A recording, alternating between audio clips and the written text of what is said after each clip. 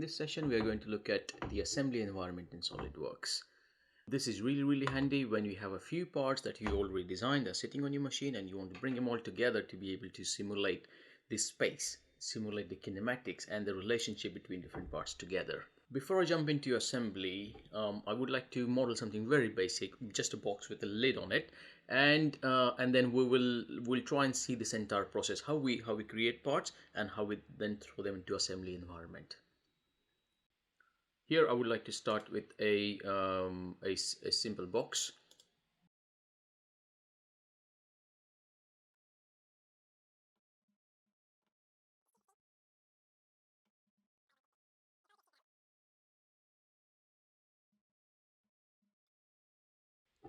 It gives us that. Now what I wish to do now, treat this as my base of the box. Now I need to design a lid that goes on top of it. As it happens, the lid is exactly same footprint as this base. So for that purpose, I'm going to go and at this level, I'm going to start sketching for the lid. The lid happens to be exactly same as this. So I'm going to use things like convert entities to minimize my work. So I'm going to go convert entities. And when it says entities to convert, I'm going to say, how about that flat space there, turn that into a sketch, the boundary of that. So I'm going to go green tick to confirm, and that in turn draws me a nice crisp periphery. I'm going to exit the sketch, and now I wish to use that newly created sketch to create the lid. Lid, as it happens, it's only about that thickness. But what I don't want to do this time is merge the result. I want to keep those two solids separate. So I'm going to go untick the merge result option, and I'm going to green tick. And what that gives me in effect is a little folder here showing two different solid bodies. First the base, and the second one is the lid. Okay, I wonder if I can throw them out into a new part file. So I'm going to call this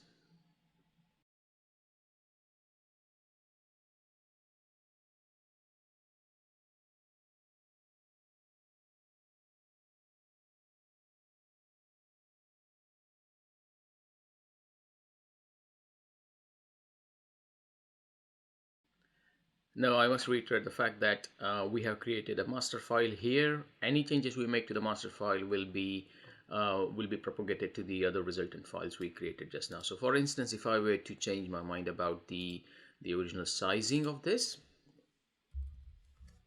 all the changes will follow through and my follow-on files will update themselves automatically. And that's also the beauty of using commands like convert entities, so that these two models, they stay connected, because that relies on the footprint of that really, which then organically grows with each other. If I were to go to the other file, I can make sure the changes are propagated all the way through. It has updated, and that's a lot longer. Now I believe all of these files sit on my system now. I'm going to go open myself an assembly file. New file, new assembly. Assembly is very similar to your parts environment, apart from the fact that you would see a lot of different tools around here. In terms of working, the maneuverability, use of your mouse, spaces, it's pretty much the same. It's not a very disruptive change to the operating system. Now what we have here is some of these you are already aware of. And apart from that, the only new tab I have left myself open is the assembly one. There are tons of other tabs you can bring out and send back by right clicking the ribbon bar here. Okay, once you're in assembly, you can the most frequently used commands for me are insert component and mate, and I use this over and over again, so it's really handy. They are right there. You would use the edit component option if you want to dynamically make some changes to some of the parts you designed, and then see the effect of that in assembly. So that's really handy if you want to isolate a part and make some changes to that. What I would like to do is begin my assembly by bringing in my base part. Now this applies to all the other cases where if you're assembling something, you need to make sure that you're bringing the chassis in first, because everything is modeled against the chassis. So that is a very critical important step. If you get it wrong, you will not have the assembly functioning as you would expect it to. Okay, most of the times all the files that are open on the computer will be listed here, and it's easy for us to just literally drag them into our graphics area. However, if it is not available for you, you can obviously browse and you can locate the file location, and you can select the file. So for this instance, I'm going to select my box base, and my cursor will change into that file really. So I can drop it wherever I want to drop it, but it's regardless of where I click, it's going to lock itself in the home position. Bearing in mind this is my base file, so everything is mounted on top of this. I'm happy with this. On the left hand side, assembly file does not show you the steps as how this was made, that predominantly happens in the part environment. Here you will have a list of parts you're bringing in chronological order, and the paperclip symbol shows you the list of relationships, the list of constraints we are about to design for the base and the lid part. Okay, the little symbol F in the bracket means the first part you bring in, it's always normally fixed, so you can't move that much. It will go into the position, your default position, it will lock itself in there, and you can bring in other parts which will articulate against it in relation to that part. Okay, so that's the second thing you want to bear in mind. The first part is, it has to be always a chassis, and by default the part will be fixed. Next up, I'm going to bring in new parts. So as you probably guessed by now, I can do that by clicking the insert component button. I'm going to go in there and I'm going to bring in myself a lid. Now I do this in a disciplined way. We could bring in a lot of parts all at the same time. However, it becomes quite complicated to edit the component. I've just realized that I need to rebuild the base file. So if I were to probably go back into that will update itself, hopefully. That has models containing within assembly change. Would you like to rebuild? I'm going to say yes to that. Okay, now everything fits quite nicely. Here I have a box lid and a base. I literally drop the box lid randomly anywhere. It doesn't really matter as much because we are going to take control and we're going to try and position it where it needs to go. We're going to use some of these constraints within the mate environment and position that. So at the moment they sit like that. There are no relationship whatsoever. Chassis is fixed or your box base is fixed to that location. However, the lid is allowed to move even through the box base, and it's allowed to be anywhere you would like. There are no constraints whatsoever because the mates folder is at the moment empty. Okay, so let's see how we can get it done. What are the constraints we want to design at this point in time? What I would like to do is probably make sure that this edge here is connected to this edge. So I'm going to do literally that.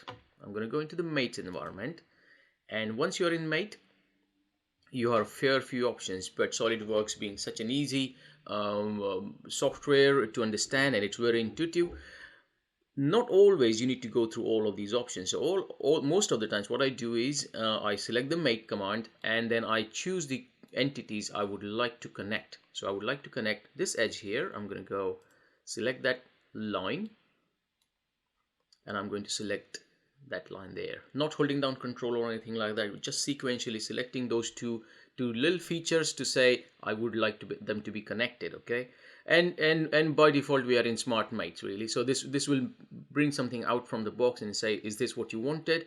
I'm going to go and say yes. So if I do that, Solidworks will merge those two edges together. It has done a pretty good job of doing that. It's merged them together, and then we get a little heads up bar, this flying toolbar here, which then allows us to probably say many things about it. By default Solidworks has picked a coincident relation. That's exactly what I wanted, but you could make those two lines parallel, perpendicular, you can lock them in place, you could set a distance, etc. You can do all of those things if you wanted. Now what I would like to do is accept that, because this is okay. This is okay to start with. I'm going to go green tick to confirm, and I'm going to send that away. I want to see how that articulates now. Bear in mind we have two parts there, and we have one relationship in the mates folder. So I can move the lid up and down most probably my next step should be to make sure it stays within the bounds of the base around here like this. Okay, at the moment it does that. Okay, so we'll fix that later on, but probably my first step should be to fix that. And this is what I tend to do. I bring in a part and I apply a relationship, test it out, see if it works. If it doesn't, probably you're in a really strong position to change that now on the early stages. And if it does work, that's when you bring in the next relationship and start constraining. So I'm going to go and say, how about aligning that with this face here? And as you see, the lid has moved itself in position, and by default we received a coincident relationship. That's exactly what I wanted. I'm going to go green tick to confirm and green tick to make it disappear. Let's see how this functions now. Right, so this is pretty much functioning like a box. Yeah, that's exactly what I wanted. I wanted to simulate that hinge profile there, and I'm happy with the result here. Okay, there is something else that's going on around here. It's the fact that that happens. Ideally, we would like to stop that, and we'll look through ways of stopping that in the next few steps. What I want to do ideally is make sure that stops there, and make sure that stops kind of around there. Now, if you were to take a detailed look into the mate options, this is the paperclip symbol. We've been using just the smart mates option, where we're not specifying the relationships. We are literally expecting Solidworks to pick something from the box for a suitable one. However, let's take a look inside. What we did so far is, when that blue box is active, we selected components to be merged together, or we selected entities to merge together, etc. And it worked really well so far. I don't think Solidworks will understand the fact that these two articulate like that and they need to stop going through each other. So we need to take control and probably simulate that kinematics, saying that stops there and that probably only opens about 120 degrees at that position. And that is the zone I would like to limit. Now, there are lots of options here. As you can see, coincident is to connect entities together. They may be vertices, edges, faces, planes. They all can be connected together using a coincident relationship. Following on, we have parallel, perpendicular, tangent, concentric, and lock. All of them have their own peculiar meaning. We may also choose to distance things from each other. So we can say these two planes are at a distance from each other, angling things from each other, specifying these two faces they will remain 15 degrees or 30 degrees or 120 degrees from each other, etc. And in advanced mates, there are lots and lots of other functions, and probably the one I want to use today is the angle limiter here, which allows us to select the envelope where this is moving. This is a distance limiter where I can actually apply, if there was a sliding mechanism, I can rock back and forth. I could then use this one to say this is my A position, this is my B position. I'm allowing that to be moved along that line. Around here I can use the angle limit, so I'm going to go probably set up some sort of angle command. But let's just take a look at some of the other mate relationship whilst we are here.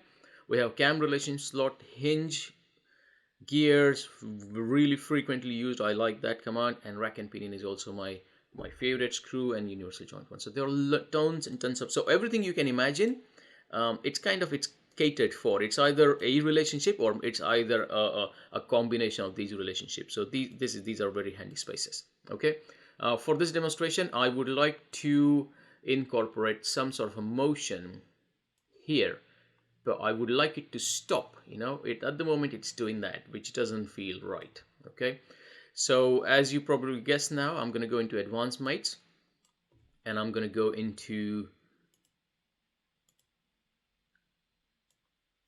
my angle control here. This is my minimum, that's maximum, and that's my default positioning. Okay, I'm going to start this by specifying probably two edges. Now it's always a bit difficult if you do two edges. This edge is it's semi-infinite, it goes this way and that way, and this edge is semi-infinite, it goes that way and that way too. So sometimes selecting faces apart from edges will also help. So I'm going to go ahead and select the edge and select the other edge as well and see what Solidworks gives us. Right, so it has defaulted into the 30 degree, which is fine, exactly what I needed. Ideally, I want the box to be by default open at 120. So I want it to stay like that. Okay. Now that's my maximum right now. I could say maximum, I would like it to go 150 degrees, and minimum, this is my minimum, I want that to be 0. Okay. And I think I've set it up pretty good. Let's go and test it out. If not, we can always come back and change this. I'm going to green tick to confirm and green tick to apply that relationship. Now I would like to note there are few of these mates now in that folder. So we have coincident for the edge, coincident for those faces, and we are about to set a limit between those two edges. Let's give that a go. Stops. Pretty good. It doesn't go any further. 150 degrees.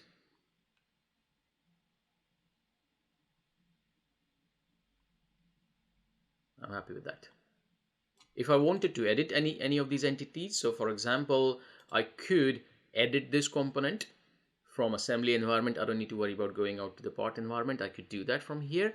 If I wanted to bring more parts in, I'm going to go insert components. If I wanted to apply some relationships, I can go into mate. And I think there is no further need for me to constrain this anymore. This is exactly how I want the box to be functioning. If any point in time I said, well, actually I want to redesign that extent, it shouldn't go as far as that. Probably it should stop there, 90 degree or there. I could go into any of these mates like you would normally with editing part, and you can right click, go into edit component or edit feature, and this then allows you to edit that particular feature. Okay,